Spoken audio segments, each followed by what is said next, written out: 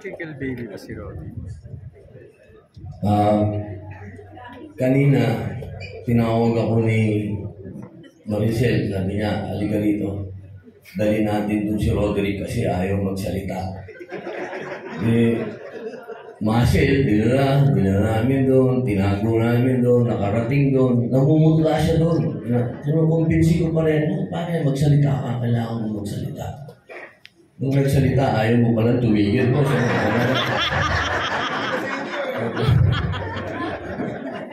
Hindi pala ako kailangan eh.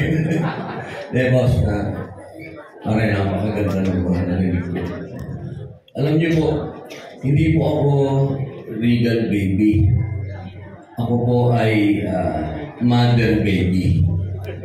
Kasi ako po ay nag-umpisa kay mother sa TV. Kung wala po ang TV, hindi po ako na-discover sa pelikula. Kaya lang yung pinagsamahan po namin ni mother sa TV, Horror. lagi nang sinasabi, pumupunta sa set yan. Papatawag ako. Sabi niya, bakit pa gusto mo magkontrabida? Kasi yun ang lagi ko sinasabi kay mother, Mother, i-build up mo akong kontrabida. Kasi lahat bida. Sabi niya, pupunta siya, mapapanood niya ako sa may monitor yun, papatawag niya ako, magbida na. Sabi ko, parang hindi ko po kaya. Bibigyan kita ng break. Kaya doon, nakasama ako doon sa Maricel Drama Special. Ginagawa niya na akong leading man. Si mother po yun. Tapos po, nung na-discover ako, nawala ako, napunta ako sa Viva. Ilang beses po kami gusto namin gumawa ng pelikula. Lagi naman kaming napipigil ng Viva. Ilang beses po kami nagbayaran ng down payment. Ilang beses din po kami nagbalikan ng down payment. Alam niyo po, siguro kung may 4 na beses po yan, na alam mo, si mother laging sinasabi, hindi, walang problema yan. Basta balik mo yung pera. Ayun po, talagang mapapatunayan naman po yan lagi na lahat ng nakuha kong down payment kay mother na ibalik ko. At naging napakaganda po ng relationship namin, lalo nung nasunog ako. Nasunog po kasi ako, na-aksidente ako, dito lang ako si Cardinal Santos. Sa shooting. Ma'am, araw-araw ako pinupuntahan ni mother. Dinadala niya ako ng shark's fin soup. Sabi niya, maganda yan. Sa balat mo, tapos dinadala niya ako ng quail egg soup. Araw-araw po, isang buwan po ako dyan sa Cardinal Santos.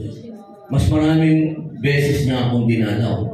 At lagi niya akong binibigyan ng, siyempre, nandyan yung tulong pambayad sa ospital. May dumating ang punto na ang Viva na kay Dandingkuhan ko, na kay Ramos kami. Kami ni mother, magkasama kami nangangampanya kay Fidel Ramos. Yung relationship namin, hindi lang sa showbiz, pati sa politika, magkasama kami. Pati yung ginawa namin yung pelikula ni General Bato, nakita kami dalawa. Sabi ko, dito po. Sabi ko, mother, siguro, ito na yung panahon para kumita tayong dalawa. Sabi ni mother sa akin, etong ginagawa natin na to, tulong natin ito. Wala tayong kinikip. Kaya pinagsamahan po namin ni mother, madalas, pagdating hindi po pinag-uusapan ng pera. Pinag-usapan namin lagi, paniniwala niya sa akin, sa artista, bagong artista, sa politika. Pareho kami hindi binayaran ng kampanya ni Fidel, pati yung kampanya ni Bato, pareho kami hindi. Ganun yung pinagsamahan namin, mother. Kaya wala akong experience na pareho ng experience nyo. Pero isa lang ang hindi ko makakalimutan, naging mother lily talaga sa akin si mother. Inalagaan ako ni mother hanggang sa kulungan ko. Pinupuntahan ako ni mother. Hindi niya ako artista, hindi katulad ninyo. Artista niya kayo. Pero hanggang sa Bilibid, pinuntahan ako ni mother. Hanggang sa makalabas ako, binigyan ako ng dinner ni mother. Ganon po. Unang abroad namin, unang pang-enroll ng mga anak ko, binigay ni Mother Lily. Kaya sorry, baka sa inyo, hindi. Pero sa akin, gano'n. Yun naman po, Mother. Alam niyo, ayoko naman po talagang Kaya lang, ito si Roderick eh. Binigay lang.